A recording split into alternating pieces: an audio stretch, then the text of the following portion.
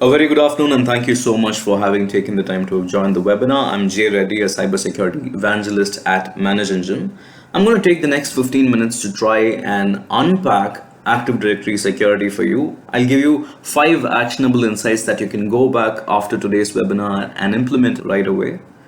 Active Directory or Azure AD still remains to be at the center of identity and access management operations. But that's a challenge, and why?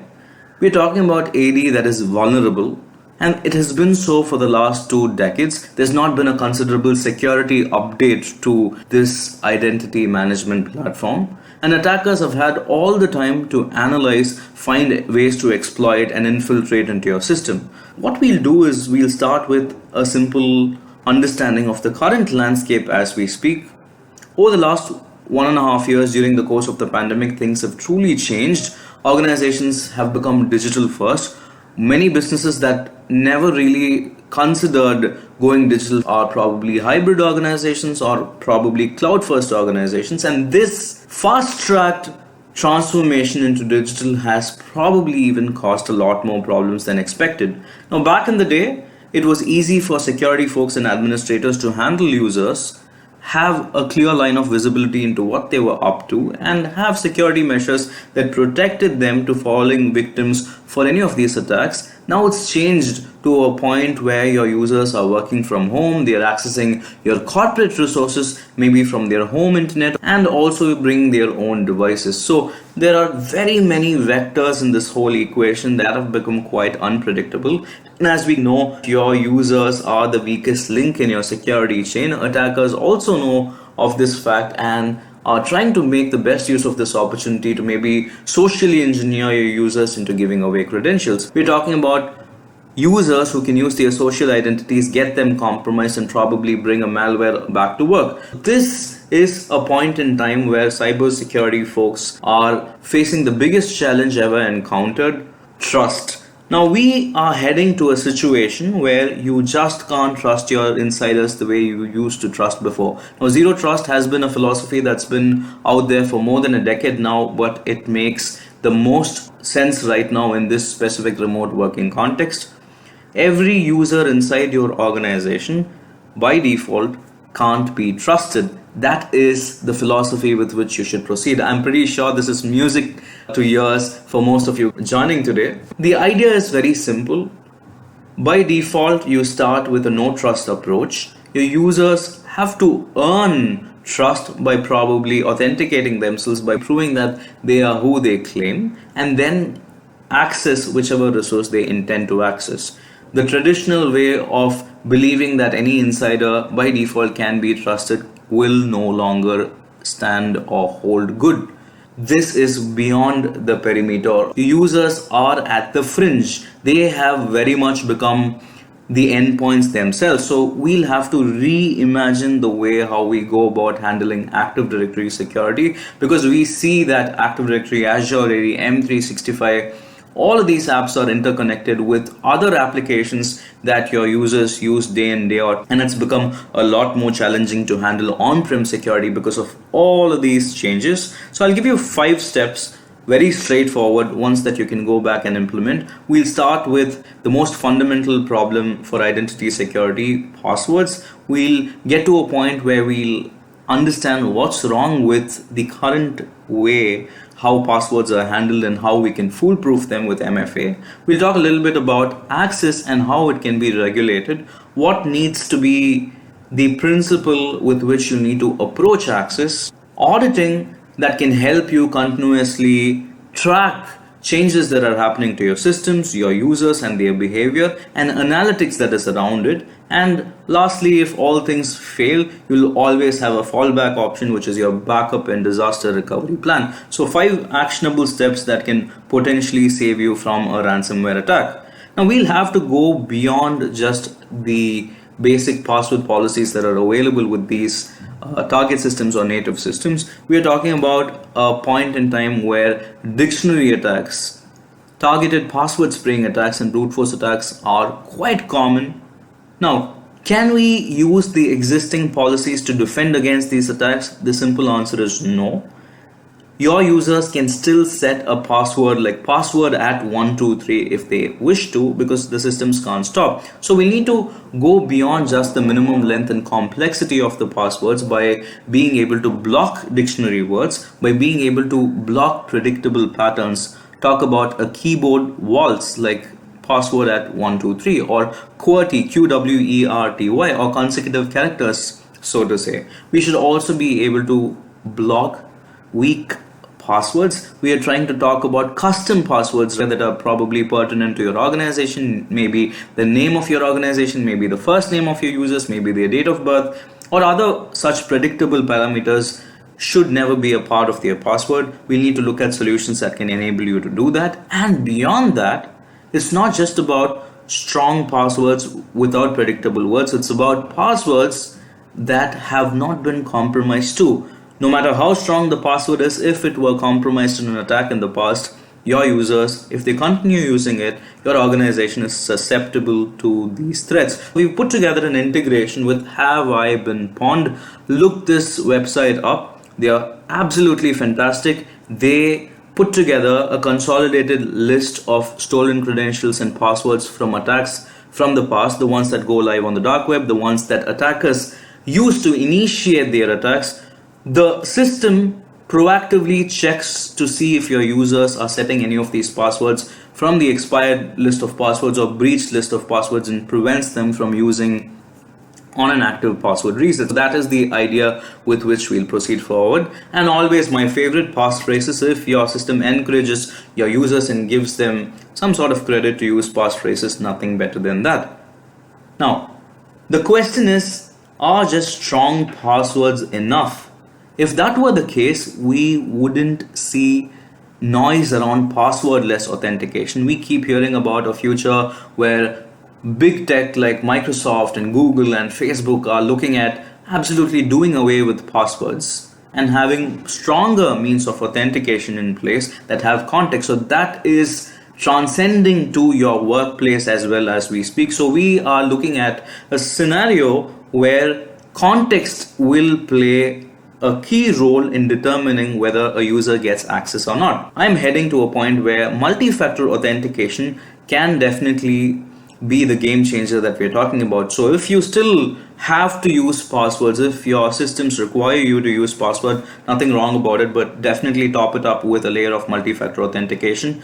Your users are not new to the concept of MFA. They use MFA for their daily social login, so you don't need to train them to use if you don't have one in place already. The first thing that you'll do is to strengthen your password policies, top it up with extra layers of security, and then get to a point where you implement MFA for your users. And it's not as difficult as it sounds. You've got very many options that are absolutely free. You can look at Microsoft Mobile Authenticator and whatnot.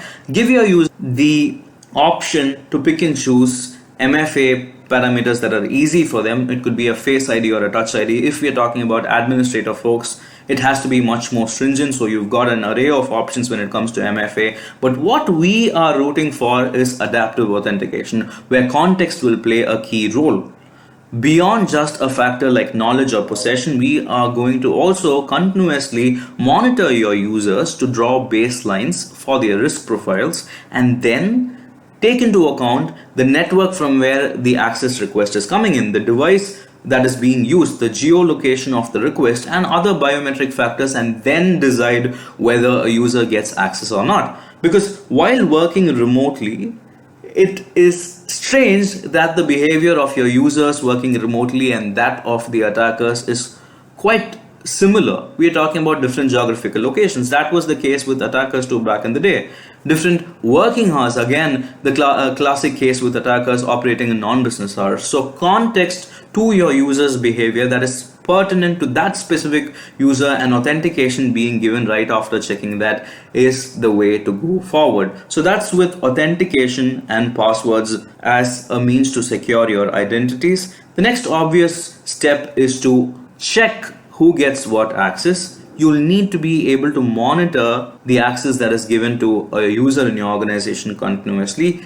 Have systems in place that can track and notify you when their accesses have expired so that you can revoke their privileges. In most cases, privilege escalation attacks happen because of a forgotten access. Someone must have granted some permission, especially while working remotely. Your users demand accesses to so many things, probably half of them they don't even need. So we will need to be able to generate such reports that analyze the current permissions and proactively notify administrators, letting them know if a user needs that access or not. So there has to be a system where periodical review happens. And what would be even better is to implement workflows that take into consideration the least privilege approach and just-in-time access and just enough access. JIT and G are two concepts that in some cases are ignored. You will need to look at implementing JIT and GIA. If you can do that, you can streamline access requests that are flowing in. You can curtail privilege escalation attacks. You can stop users from unnecessarily holding permissions that they don't need and grant them access only on demand. We are trying to reiterate the concept of zero trust, where you don't trust your users by default, they earn their trust, and that too has an expiry date on it. So this is the best way to go about granting access to your users. And as you go about doing this, there's something else that you need to do, which is to audit your user activity. You should be able to stop attackers at bay. You should be able to monitor these systems activities. We're talking about logon activity, changes to group memberships that are happening, account lockout if there are any deviations, and file integrity. I've put together the most important event IDs in my perspective that you can start auditing. This does not cost you anything. So if you're on Active Directory, you can enable auditing for these event IDs. This is where you take a quick screenshot and go back and implement auditing on these event IDs. A brute force attack can be stopped if you have clarity on logon activity. If there are repetitive logon failures followed by a successful logon, that indicates a brute force attack. If there are any privilege escalations that are happening or lateral movements that are happening, you look at group membership changes. That's what an attacker does. They add themselves to security groups that can be global, local, or universal, and then go forward. So you can prevent a privilege attack if you can have auditing turned on for these event IDs. And account lockouts are a great indicator of compromise. So if there are any deviations on lockouts for multiple accounts, that means that an attacker is in the process of, let's say, trying to do a password spray attack and has triggered a system. And integrity again, file integrity again is essential, because if there are any failed access attempts on your resources, that means someone who does not know how to go about accessing your files or does not have the privileges is trying to get hold of access. So these are initial steps that you can take, but is this enough? The simple answer is no. Your users are evolving in terms of how they are approaching or in terms of how they are accessing your systems. So you will also need to look at adopting protocols in place. Maybe it could be machine learning that could essentially help draw what is normal baseline behavior for your users. And when there are deviations with respect to the count or the activity volume with respect to the time of the day from when they are accessing or from where they are accessing and the resources that they are trying to access, if you can plot deviations in their behavior based on benchmarks that you've already set for individual users, you will be better off. So we'll need to consider implementing solutions that have user behavior analytics or machine learning that powers your security system. So it'll help you probably detect a lateral movement. Right after an attack, the attacker tries to gain access to multiple endpoints. They move laterally, and if you've configured a user behavior analytics tool, it's going to alert you saying that this user who usually accesses from this specific endpoint is accessing multiple resources and endpoint. You can curb a lateral movement in the process. And if there are any malwares that are being deployed with the credential that someone has stolen or some privilege that they've escalated, you'd get notified, because that isn't the usual behavior of that specific user. And if there's a privilege abuse, maybe someone's altering the group policy, you'd get notified again, because that isn't normal behavior. So this helps you counter the cyber attack, understanding the kill chain that you can initiate. These are basic steps, but what could help you save the day is backup and disaster recovery. If all else fail, if your password policies don't work in your favor, we are talking about a backup and disaster recovery plan that can save your organization from the trouble of a ransomware, let's say. So look at backing up your Active Directory and objects in your Active Directory at a regular basis.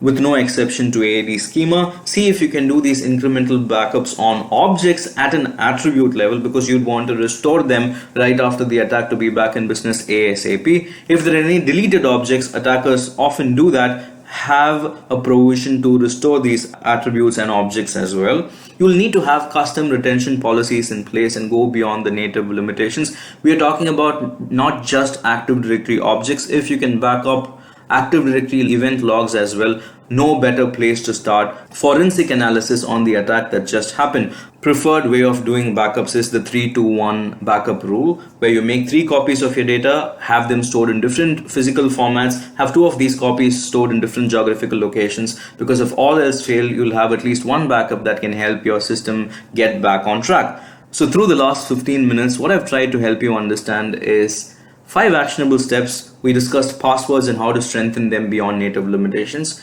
We saw how implementing MFA can foolproof your password security. Taking up adaptive authentication as an option is a great place to start. Regulated access is something that you need to look into, where just in time and just enough access can help you implement zero trust. Auditing your user behavior continuously and seeing if you can analyze any deviations with machine learning is something that you can look into. And if all else fails, you'll have your backup to save the day. Manage Engine AD 360 is our offering that can help you do all of this. I'm available to take your questions over email. My email ID is on the screen. I'd love to have a conversation with you to talk about your Active Directory security. Thank you so much for having taken the time. You've been a lovely audience.